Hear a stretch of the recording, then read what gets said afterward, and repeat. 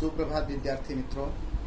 आज हम आपको व्याकरण में समास समझाएंगे कि समास क्या होता है। तो सबसे पहले मैं समास की परिभाषा इसके ऊपर चर्चा करेंगे, फिर समास पद का अर्थ क्या होता है इसके ऊपर, फिर समास विग्रह का अर्थ क्या होता है, फिर समास के भेद कितने होते हैं, फिर कौन कौन से भेद होते हैं, उनकी परिभाषाएं और उदाहरण, फिर उसके ऊपर प्रश्न उत्तर। तो विद्यार्थी मित्रों, सबसे पहले मैं आपको यह बता रहा हूँ कि समास किसे कहते हैं। समास का तो अन्य जो विचारधारा की यानी अन्य जो है आचार्य ने समास की परिभाषाएं अलग अलग ढंग से दिया है। तो समास का अर्थ होता है परस्पर संबंध रखने वाले, यानी परस्पर संबंध रखने वाले दो या दो से अधिक शब्दों को मिला करके जब नया जो सार्थक शब्द बनाया जाता है तो उसके मेल की प्रक्रिया को समास कहते हैं। फिर से मैं आपको बता रहा हूँ,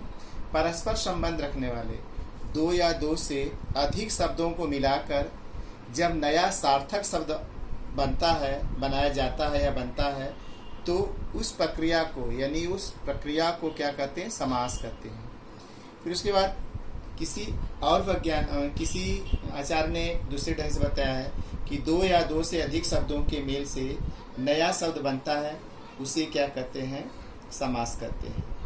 लेकिन इसके बाद है समास का जो अर्थ जो होता है। तो विद्यार्थी मित्रों, बताया नहीं कि अलग अलग आचार्यों ने जो व्याकरण के आचार्य हैं अलग अलग उनकी परिभाषाएं हैं। तो समास का अर्थ होता है संक्षेपीकरण, यानी संक्षेप माने थोड़ा, यानी उसको छोटा करना।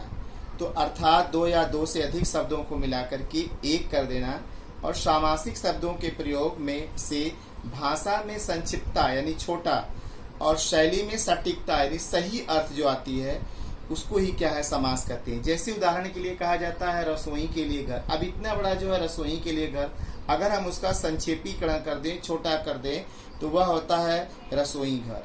तो रसोई घर कहना बहुत उचित होता है। रसोई घर यानी वह घर जहाँ पर रसोई बनाई जाती है। तो अब उसका शाब्दिक अर्थ होता है रसोई के लिए घर। तो यह रसोई के लिए घर न कह करके उसका व्यवहारिक जीवन में जो शब्द में उपयोग किया जाता है रसोई घर, यह कहना बहुत अच्छा सटीक होता है। तो इस प्रक्रिया में दोनों पदों यानी रसोई और घर, यानी आपने दिया रसोई के लिए, तो के लिए जो हमारा क्या है, यह जो बीच में आने वाला है इस शब्द का है लोप हो जाता है, व्याकरण शब्द का लोप हो जाता है, और फिर ये दोनों शब्द जो होते हैं रसोई और क्या है घर पास पास आ जाते हैं। तो यहाँ पर ये क्या होता है, समास। तो हम ये बात कह सकते हैं कि परस्पर संबंध रखने वाले एक से अधिक शब्दों के संक्षिप्तीकरण यानी मेल की प्रक्रिया को समास कहते हैं। समझ में आ गया।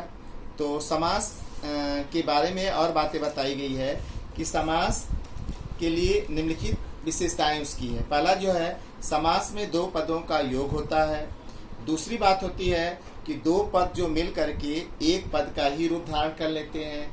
तीसरी बात यह होती है कि दो पदों के बीच की विभक्ति का क्या होता है, लोप होता है। चौथी बात यह है कि दो पदों में से कभी पहला पद प्रधान होता है तो कभी क्या है दूसरा पद प्रधान होता है, कभी दोनों पद प्रधान है। अब पहला पद और दूसरा पद का मतलब है जो आगे का जो पद होता है जिसको कहा जाता है पूर्व पद, और जो अंतिम जो होता है उसको कहा जाता है उत्तर पद। जैसे एग्जाम्पल में आपको बता रहे हैं, जैसे एक राजमहल है, तो राजमहल अगर इसको अलग करोगे तो राजा का महल हो जाएगा। तो राज जो है वह पूर्व पद है, यानी यह हो गया आपका क्या है, पहला पद हो गया। और जो आपका है दूसरा जो पद है महल है, यह उत्तर पद कहो या इसको दूसरा पद कहे। ये बात समझ में आ गई। तो संस्कृत में जो है समास होने पर संधि अवश्य होती है, तो इसलिए इसको कहते हैं कि समास जो होता है कभी संधि के नियमों का भी पालन करता है, कभी उपसर्ग के नियमों का पालन करता है, कभी सामासिक नियमों का, कभी प्रत्यय। इस तरह से समास जो है में कई नियमों का उपयोग किया जाता है, लेकिन मेन जो होता है उनकी विभक्ति के ऊपर आधारित होता है। तो संस्कृत में समास होने पर संधि अवश्य होती है, किंतु हिंदी में क्या है, ऐसा जो है विधि ये चीज नहीं है। अब आपको मैंने समास की परिभाषा बता दी है। अब आ गया समस्त पद का अर्थ क्या होता है, समस्त पद किसे कहते हैं। तो संक्षेप की प्रक्रिया में यानी समास यानी छोटा जो किया जाता है, जैसे कहा गया था कि राजा का महल यानी उसका संक्षिप्त है राजमहल। तो राजमहल जो है यह आपका संक्षेप की प्रक्रिया है, यानी इसको समास द्वारा जो छोटे पद को क्या है, समस्त पद कहा जाता है। समस्त पद में पहला जो पद होता है वह पूर्व पद होता है और दूसरे पद को क्या है, उत्तर पद कहते हैं। ठीक है, अब आगे आपको बताया जा रहा है कि समास विग्रह क्या क्या अर्थ होता है। तो समास प्रक्रिया में पूर्व और उत्तर पद को मिलाने वाली विभक्ति का जो लोप हो जाता है, और इसे क्या है, समस्त पदों को खंडों को अलग अलग करना या सामासिक शब्दों के बीच का संबंध स्पष्ट करना ही इसको क्या कहा जाता है, समास विग्रह कहलाता है।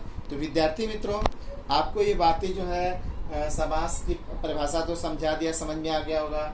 समास विग्रह का भी, समस्त पद का भी आपको बता दिया हूँ। फिर से एक बार बता दे रहा हूँ कि संक्षेप की प्रक्रिया यानी समास द्वारा पद को छोटा करने को क्या कहा जाता है, समस्त पद कहा जाता है।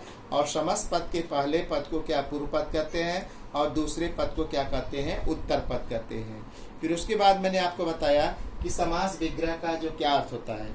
तो समास विग्रह का है कि समस्त पद को पृथक पृथक यानी अलग अलग करके लिखने की प्रक्रिया को क्या कहा जाता है, समास विग्रह कहते हैं। जैसे एक और या तो आप ऐसे कह सकते हो कि समस्त पदों के खंडों को अलग अलग करना या सामासिक शब्दों के बीच क्या होता है, उसको संबंध को स्पष्ट करना ही क्या कहा जाता है, संबंध समास विग्रह कहलाता है। तो मैं आपको आज समास की परिभाषा, फिर समस्त पद का अर्थ और आपको क्या है समास विग्रह का समझा दिया। तो आपको समझ में आ गया होगा। अब आगे जो हम आपको समास के भेद पढ़ाएंगे। ठीक है, धन्यवाद।